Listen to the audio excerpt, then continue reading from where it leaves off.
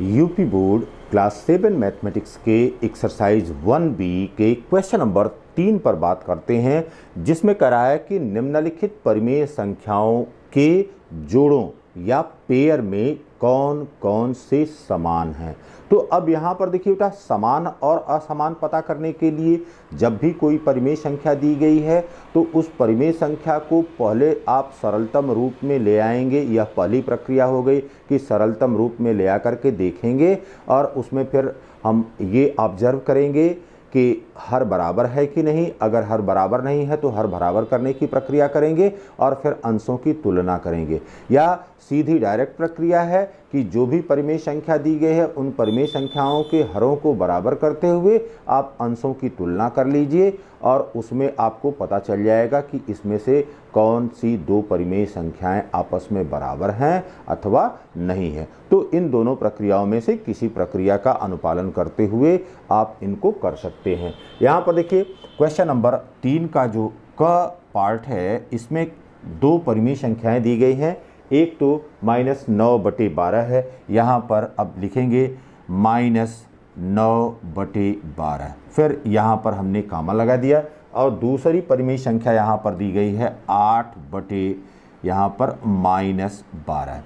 तो अब यहाँ पर देखिए बाबू, एकदम से सिंपल सा रूल बताया हुआ है कि जब इस तरह के तुलनात्मक अध्ययन करना होता है तो उसमें सबसे पहले देख लेते हैं कि हर में ऋण चिन्ह तो नहीं है, तो हर के ऋण चिन्ह को सबसे पहले हटा लेते हैं।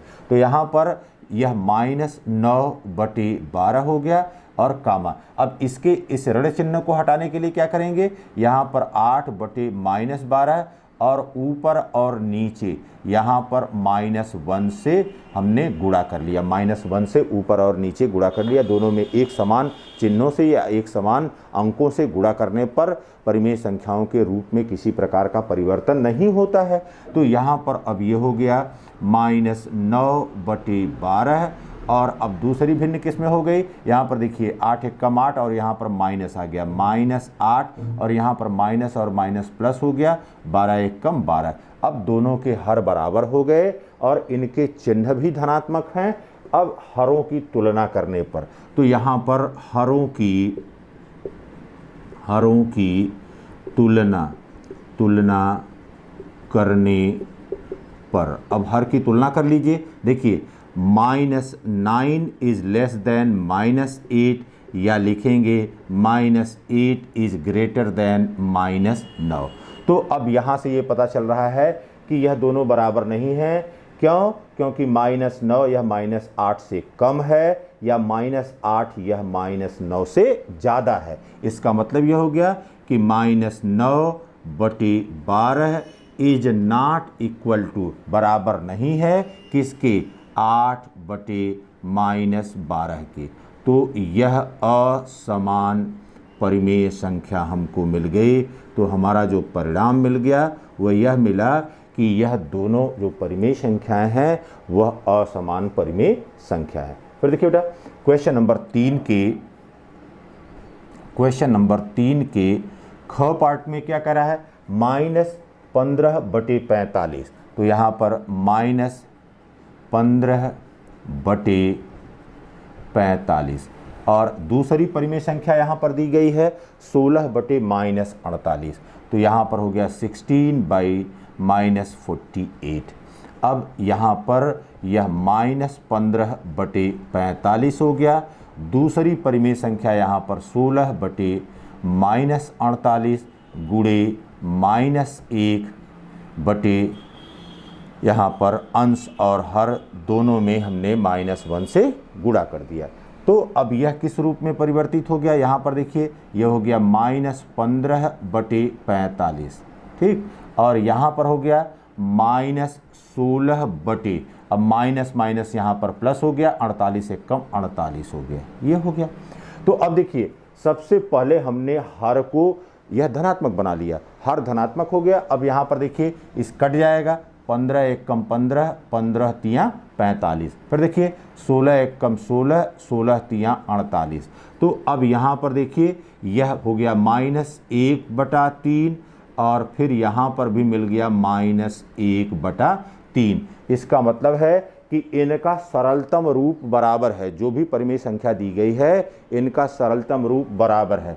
तो परिमेय संख्याओं का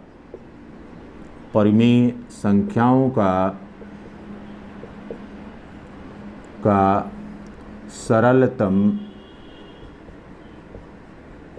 रूप समान है। दिस इम्प्लाइज दैट, ठीक, यहाँ पर हो गया -15/45, यह बराबर हो गया 16/-48 के। और यह परिणाम क्या हो गया? यह परिणाम हो गया कि यह दोनों परिमेय संख्याएं समान हैं, क्योंकि इनका सरलतम रूप समान है, हर भी बराबर हैं और अंश भी बराबर हैं, जो भी चिन्ह दोनों में है वह समान है। तो इस प्रकार से हम पता कर सकते हैं कि कौन सा समान है। तो पहली समान संख्या यहाँ पर मिल गई हमको कि यह -15/45 और 16/-48, यह दोनों परिमेय संख्याएं समान हैं।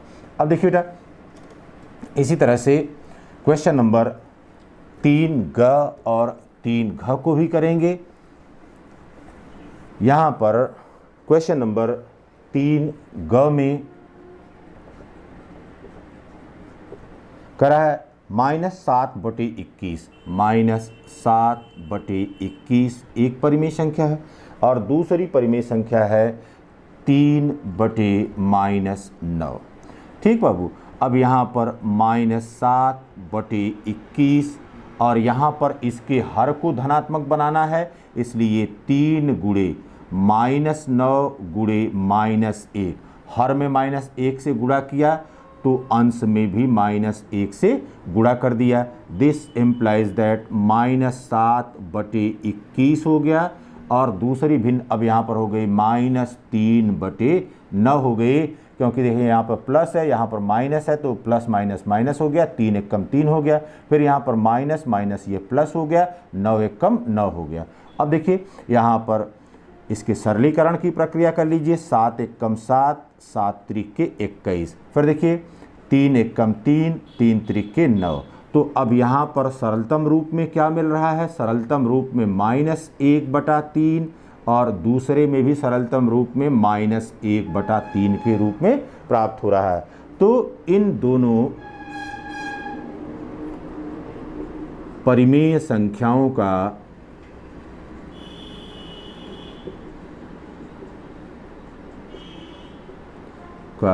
सरलतम रूप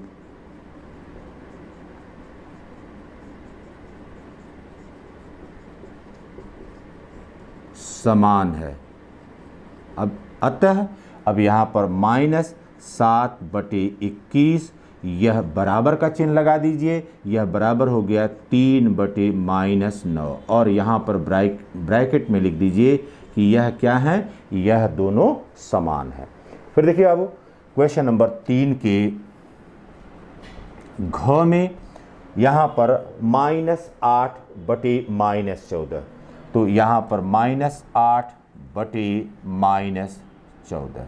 फिर दूसरी परिमेय संख्या यहाँ पर है, यह है 13/21। अब देखिए बाबू, यहाँ पर सबसे पहले देखिए यहाँ पर माइनस चिन्ह है, यहाँ पर माइनस चिन्ह है, अंश और हर दोनों में माइनस चिन्ह है, तो यह यहाँ से कैंसिल हो गया। यहाँ पर यह हो गया 8/14, फिर यहाँ पर यह हो गया 13/21। ठीक है, अब यहाँ पर देखिए सरल करने की प्रक्रिया कर लीजिए। यहाँ पर यह हो गया 2 चौको 8 और 2 सत्ते 14। दिस इम्प्लाइज दैट यहाँ पर यह हो गया 4/7 और दूसरी भिन्न यहाँ पर हो गई 13/21। अब यहाँ पर हरों की तुलना कर लीजिए। देखिए हर आपस में बराबर नहीं है, तो हर बराबर नहीं है तो हर बराबर करने की प्रक्रिया अब सबसे पहले किया जाएगा, और जब हर बराबर करने की प्रक्रिया किया जाएगा तो उसके लिए लघुत्तम समापवर्त लिया जाएगा। तो यहाँ पर अब देखिए इसका एलसीएम कितने के बराबर हो गया? 21 के बराबर हो गया। अब 7 से भाग दीजिए, 7 त्रिके 21 और 3 चौको यहाँ पर हो गया 12, यहाँ पर कामा लगा दिया। फिर 21 एकम 21 और 13 एकम 13। तो अब समान हर के रूप में भिन्न कैसी हो गई?